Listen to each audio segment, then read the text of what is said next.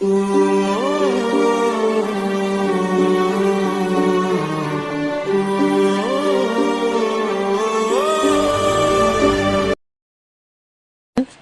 సంతోషంగా ఉన్నావా అయ్యా?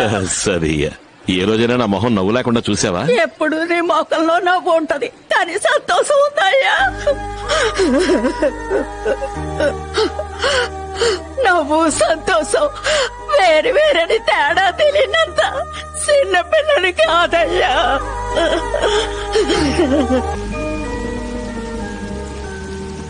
ఏంటల్లుడు ఒంటరిగా నిల్చున్నావు?